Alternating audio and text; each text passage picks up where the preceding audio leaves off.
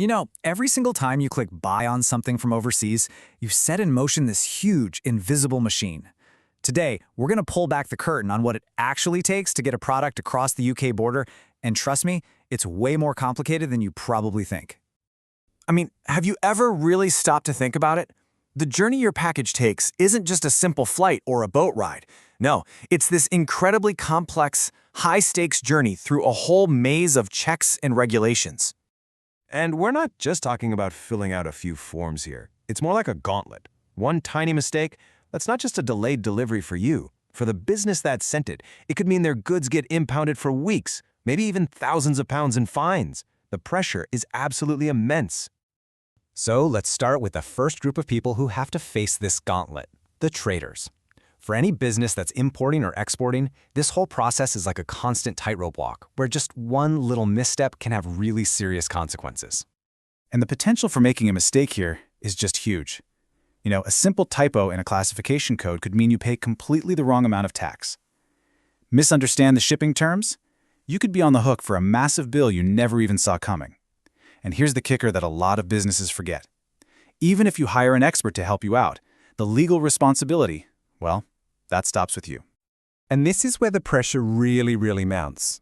A small, repeated error might go totally unnoticed for months, right? But HMRC, that's the UK's tax authority, they can look back 3 years, find all those little mistakes, and then hit you with one giant bill for all the underpaid tax. Okay, let's take a classic example. Incoterms. Sounds super technical, I know, but it really just boils down to one simple question. Who pays the import fees?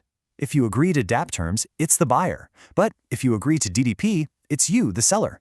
So imagine you're a UK company selling something to a customer in France. If you tick that DDP box, you've suddenly promised to handle all the EU import bureaucracy and costs yourself, which can be an absolute minefield. Okay, so with all these crazy risks, businesses desperately need a guide, right? Someone who can lead them through the gauntlet. Well, that guide is the customs agent. A customs agent is basically a professional guide for your goods. They are experts in all the tricky customs laws, the documentation, and the complex digital systems you have to use. Their entire job is to get the paperwork exactly right so that everything can move smoothly across the border. And let me tell you, this is a profession that is absolutely booming right now. After Brexit, the number of customs declarations just skyrocketed, which created this massive demand for skilled agents. This isn't just a job, it's a real career with a clear path for growth, where your expertise is genuinely valued and, well, rewarded. Now, this all comes down to one absolutely critical question. If there's a mistake, who pays the fine? Under what's called direct representation, it's all on the business.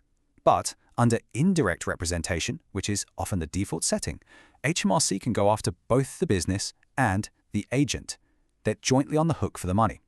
So getting this one detail right in your contract is, well, it's everything. And the path into this career is actually pretty clear and focused on skills. It's not just about what you learned in school. It's about mastering specific digital systems, getting that real-world experience under your belt, and earning your official registration with HMRC. This is a profession that is built entirely on tangible expertise. Okay, on to our third and final perspective. After the trader has planned everything and the agent has filed all the paperwork, the goods finally arrive at the border. And this is where they meet the guardians at the gate, the border force. And don't just picture someone checking passports. Border Force officers are on the absolute front line of our national security. They're using intelligence to profile every single person and package, hunting for everything from illegal drugs to firearms. They investigate, they can arrest people. They are the final critical checkpoint in this entire gauntlet. This quote from the Home Office really gets to the heart of it, doesn't it? The work they do at a port or an airport has a direct impact on the safety of towns and cities all across the UK. It's a truly enormous responsibility. So we've seen 3 different players in this complex dance: the trader, the agent, and the officer. So why does each role matter so much? Well, it really all comes down to 3 essential pillars. First up, it's about economic stability. Simple. When traders get through this gauntlet successfully, it means our supply chains are working. The products we all want are actually on the shelves, businesses can grow, and the whole economy benefits from it. Second is professional accountability. The customs agent is that expert in the middle. They make sure all the complex rules are followed, which protects businesses from those huge fines, while also making sure the government gets the tax revenue it's supposed to. And finally, we have the pillar of national security. The work of the border force is what allows all that legitimate trade to flow freely while at the same time shutting the door on dangerous goods and criminal networks. They are, quite literally, the shield. And all of this brings us to one last crucial thought. We all want our packages to show up tomorrow, right?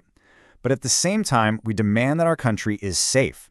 The customs gauntlet is exactly where that tension between our need for speed and our need for security plays out every single minute of every single day.